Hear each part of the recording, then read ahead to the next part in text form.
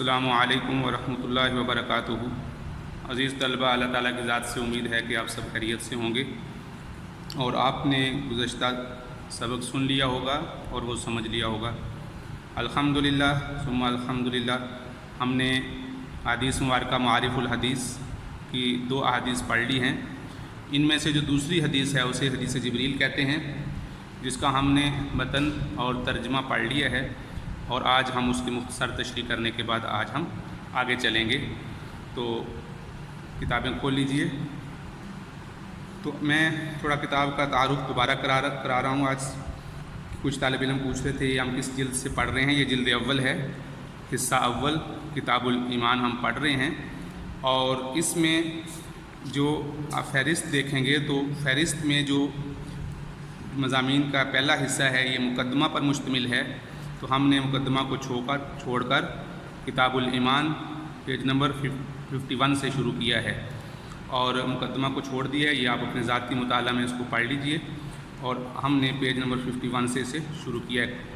اور یہاں سے کتاب شروع کرنے کے بعد ہم نے اس میں یہ پہلی حدیث عن عمر بن الخطاب رضی اللہ عنہ، یہ بخاری و مسلم کی حدیث ہے، یہ ہم نے پڑھ لی ہے، ترجمہ بھی اور تشریح بھی۔ اور اس کے بعد ہم نے یہ دوسری حدیث، اس کا متن حدیث مبارکہ اور اس کا ترجمہ ہم نے گزشتہ سبق میں پڑھا ہے، اور اس کے بعد آج ہم اس کی مختصر تشریح کریں گے، اور تشریح کرنے کے بعد پھر ہم اگلی حدیث شروع کریں گے۔ یہ پیج نمبر آپ کے سامنے 51 ہے، کتاب الایمان معارف الحدیث حصہ اول۔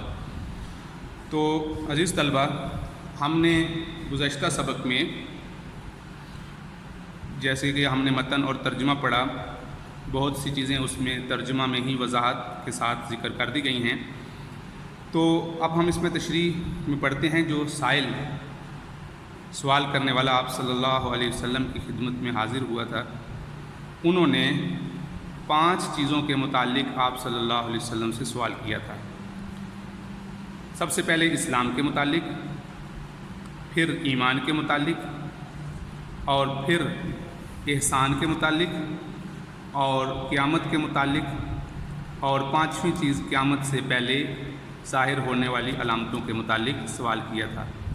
تو ہم سب سے پہلے اسلام کے متعلق پڑھتے ہیں۔ اسلام کا مطلب یہ ہوتا ہے کہ کسی کو اپنے آپ کو کسی کے حوالے کر دینا، سپرد کر دینا، اسلام۔ اور قرآن مجید میں فرمایا گیا فَإِلَٰهُكُمْ إِلَٰهٌ وَاحِدٌ فَلَهُ أَسْلِمُوا، یہ سورہ حج ہے۔ تو لفظ اسلم اور اسلام یہ قرآن مجید میں آیا ہے، اور سورہ نساء میں ہے وَمَنْ أَحْسَنُ دِينًا مِمَّنْ أَسْلَمَ وَجْهَهُ لِلَّهِ۔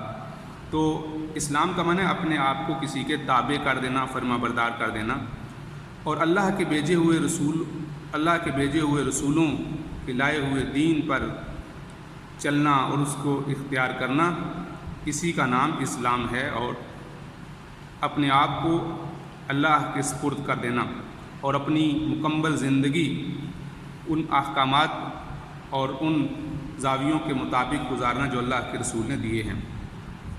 پھر اس کے بعد یہاں پر یہ سارے آیات کے حوالے دیے گئے ہیں کہ اسلام کا لفظ قرآن مجید میں آیا ہے۔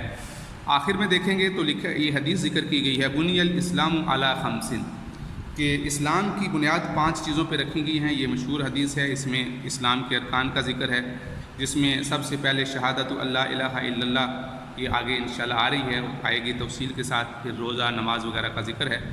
تو اس سے معلوم ہوا کہ اسلام کے ارکان یہی ہیں اور یہ بنیادی ہیں، اور ان پر اسلام قائم ہے۔ دوسرے نمبر پہ جو سائل نے، پوچھنے والے نے، حضرت جبرائیل علیہ السلام نے جو سوال کیا تھا وہ ایمان کے متعلق سوال کیا تھا۔ تو ایمان کا لغوی معنی ہے کسی کے اعتماد اور اعتبار پر کسی کی بات کو سچا ماننا، یعنی کسی پر ہم اعتماد کرتے ہیں کہ یہ سچے ہیں، سچ بولتے ہیں، تو ہم ان کی ساری باتوں کو سچ مانتے ہیں۔ تو انبیاء علیہ الصلاۃ والسلام جو کچھ بھی اللہ کی طرف سے احکامات لائے ہیں، ہمارا اس پر ایمان ہے۔ اور پھر ایمان مفصل میں اس کی تفصیل بیان کی گئی ہے، اس میں فرشتوں پر ایمان ہے، کتابوں پر ایمان لانا ہے، اور اسی طرح تقدیر پر، اچھی بری تقدیر پر ایمان لانا، قیامت پر ایمان لانا، فرشتوں پر ایمان لانا، یہ ایمان بالغیب ہیں۔ اور ہم غیب اس وجہ سے کہتے ہیں کہ ہمارے سامنے نہیں ہیں، جو اللہ کے رسول نے ہمیں خبر دی ہے ہم اس پر ایمان لاتے ہیں۔ اور اس کا بھی لفظ ایمان کا بھی قرآن مجید میں جا بجا ذکر ہے، اور اس کی تعریف یہ کل ما جاء بہ الرسول من عند اللہ، ہر وہ چیز اور ہر وہ حکم جو اللہ کی طرف سے رسول لے کر آتے ہیں۔ اور دوسری جگہ ذکر ہے آمن الرسول بما انزل الیہ من ربہ، ان کے رب کی طرف سے رسولوں پر جو کچھ بھی نازل ہوا اس پر ایمان لاتے ہیں۔ تو ایمان یہ ہے کہ کسی کی بات پر، کسی کے اعتماد پر کسی کی بات کو سچا ماننا۔ اس کے بعد یہ سارے دلائل دیے گئے ہیں، اور پھر ایک شبہ ذکر کیا گیا ہے جو ملائکہ کے متعلق ہے، وہ یہ ہے کہ اگر یہ کہا جائے کہ لوگ کہتے ہیں فرشتے نظر نہیں آتے تو کیسے وجود کیسے ہے، تو یہ بالکل جاہلانہ ہے، یہ شبہ ہے، ایسی بات نہیں ہے۔ بہت سی چیزیں ہیں نظر نہیں آتی لیکن ہم ان کے وجود کو مانتے ہیں، بہت سی چیزیں ایسی ہیں ہمیں نظر نہیں آتی، اور قرآن مجید میں ان کا جا بجا ذکر ہے۔ یہ وما اوتیتم من العلم الا قلیل انا نحن نزلنا الذکر وانا لہ لحافظون، یہ قرآن مجید کے حفاظت پر دلائل دیے گئے ہیں۔ اس کے بعد ایمان بالیوم الآخر، آخرت پر ایمان لانے کے متعلق کہ جو اللہ کے پیارے رسول صلی اللہ علیہ وسلم نے آخرت کے متعلق بیان فرمایا وہ سب کچھ حق اور سچ ہے اور قرآن مجید کی آیات سے ثابت ہے۔ اور ایمان بالقدر، تقدیر پر ایمان لانا، جو بھی خیر اور شر، اچھائی یا برائی وجود میں آ رہی ہے وہ سب اللہ رب العزت کی طرف سے طے شدہ ہے اور اللہ کی منشا اور مرضی کے مطابق ہے۔ احسان، قرآن مجید میں سوال کیا گیا کہ احسان کیا ہے، یہ تیسرا سوال تھا۔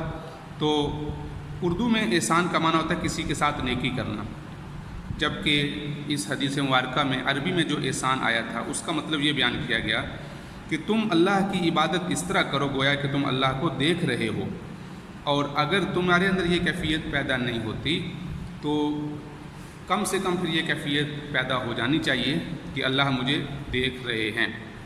تو یہ انسان کو ذکر سے حاصل ہوتی ہے، اور حضرات صوفیہ حضرات اور اہل تصوف حضرات اس پہ محنت کرواتے ہیں تاکہ انسان مرتبہ احسان تک پہنچ جائے۔ مراقبہ سے یہ چیز حاصل ہوتی ہے، اور انسان کو اپنے بارے میں اس پر خود سوچنا اور تفکر کرنا، اس سے یہ چیزیں حاصل ہوتی ہیں۔ اور جتنے شیوخ ہیں، شیخ ہیں، یہ اپنے مریدین کو اس کی تربیت کرواتے ہیں تاکہ یہ مراقبہ کے ذریعے اس سطح تک پہنچ جائیں، اسی کو احسان کہتے ہیں۔ اور اس کو حدیث مبارکہ میں جو فرمایا گیا ان تعبد اللہ کأنک تراہ فإن لم تکن ترہ فإنہ یراک، یہ آخری درجہ ہے کہ وہ تو تمہیں دیکھ رہا ہے، یہ کیفیت پیدا ہو جانی چاہیے۔ اور یہ انسان جب اس پہ محنت کرتا ہے تو انسان کو یہ کیفیت حاصل ہو جاتی ہے۔ اور پھر یہاں ایک ضروری تنبیہ کی گئی ہے کہ یہ سوچنا کہ حدیث کا تعلق صرف نماز سے ہے تو ایسی بات نہیں ہے، بلکہ نماز کے علاوہ بھی پوری زندگی میں انسان کو یہی کیفیت ہونی چاہیے کہ اللہ تعالیٰ مجھے دیکھ رہے ہیں۔ اس کے بعد قیامت کے متعلق سوال کیا گیا کہ اخبرنی عن الساعہ، قیامت کے بارے میں بتائیے۔ تو آپ صلی اللہ علیہ وسلم نے بڑا عجیب انداز اختیار کیا جواب دینے میں۔ مل مسئول عنہا بعالم من السائل، مسئول جس سے پوچھا جا رہا ہے، یہ اسم مفعول کا صیغہ ہے، یہ اس بارے میں سائل سے زیادہ نہیں جانتا۔ تو اس انداز کو اختیار کرنے میں اور اس پیرائے کو اختیار کرنے میں یہ بتلانا مقصود تھا کہ قیامت تک جتنے لوگ قیامت کے بارے میں سوال کریں گے ان کو جو سوال جن سے سوال کیا جا رہا ہے ان سے زیادہ معلوم نہیں ہوگا۔ تو اس سے یہ بیان کیا گیا کہ قیامت تک سائل اور مسئول کو اس کا بالکل علم نہیں ہے، تو اس کو بیان کرنے کے لیے آپ علیہ السلام نے یہ انداز اختیار کیا۔ پھر آخری سوال یہ کیا گیا کہ آپ مجھے قیامت کی علامات کے بارے میں بتا دیجئے۔ تو آپ صلی اللہ علیہ وسلم نے 2 علامتیں بتائیں جو بہت واضح یہاں ذکر کی گئی ہیں۔ ایک تو یہ کہ لونڈی اپنی مالکہ اور آقا کو جنے گی، اور دوسری کہ نادار، غریب، فقیر، ننگے بھوکے لوگ عمارتیں بنانے لگ پڑیں گے۔ تو اس کی پہلے جملے کی تشریح علماء نے بہت زیادہ کی ہے اور بہت زیادہ اس میں اقوال ہیں۔ تو سب سے جو راجح ترین ہے اور سب سے زیادہ جو قابل اعتماد ہے وہ یہی ہے کہ نافرمانی اولاد میں عام ہو جائے گی، اور اپنی بچیاں جن کے اندر والدہ کا خصوصاً اطاعت کا جذبہ بہت زیادہ ہوتا ہے، وہ بھی نافرمانی کی حدود پر چلی جائیں گی، اور گویا کہ وہ اپنی والدہ کے ساتھ ایسا سلوک کریں گی جیسا کہ خادمہ کے ساتھ کیا جاتا ہے۔ پھر اس کے بعد دوسرا جو تھا سوال کہ غریب، نادار، فقیر، اس سے مراد یہ ہے کہ نااہل لوگ حکومت کریں گے۔ تو اس حدیث سے 3 چیزیں ثابت ہوئی۔ ایک تو یہ کہ بندہ کو اللہ تعالیٰ کا مطیع اور فرما بردار ہونا چاہیے، اور دوسرا یہ کہ غیبی چیزوں پہ ہمیں ایمان اور یقین رکھنا چاہیے جو بھی اللہ اور اللہ کے رسول لے کر آئے ہیں، اور تیسری بات یہ ہے کہ انسان مراقبہ کی اور ایمان کی منزلیں طے کرنے کے بعد انسان کو مراقبہ اور حضور اور شہود کی کیفیت تک پہنچ جانا چاہیے۔ تو یہ اس حدیث میں بیان کیا گیا۔ دوسری حدیث صرف ترجمہ کے متعلق ہے۔ عن ابن عمر رضی اللہ عنہ قال قال رسول اللہ صلی اللہ علیہ وسلم بنی الاسلام علی 5 شہادت اللہ الہ الا اللہ وان محمدا عبدہ ورسولہ واقام الصلاۃ وایتاء الزکاۃ والحج وصوم رمضان۔ آپ صلی اللہ علیہ وسلم نے فرمایا کہ اسلام کی بنیاد 5 چیزوں پر ہے: اس بات کی گواہی دینا کہ اللہ کے علاوہ کوئی معبود برحق نہیں، اور حضرت محمد صلی اللہ علیہ وسلم اس کے بندے اور رسول ہیں، نماز قائم کرنا، زکوٰۃ ادا کرنا، حج اور رمضان کے روزے رکھنا۔ بخاری اور مسلم نے اس کو روایت کیا ہے۔ اس میں ارکان 5 بیان کیے گئے ہیں، تو یہ حدیث اپنے ترجمہ سے ہی واضح ہے، تو اس کو توجہ سے سنیں۔ السلام علیکم ورحمۃ اللہ وبرکاتہ۔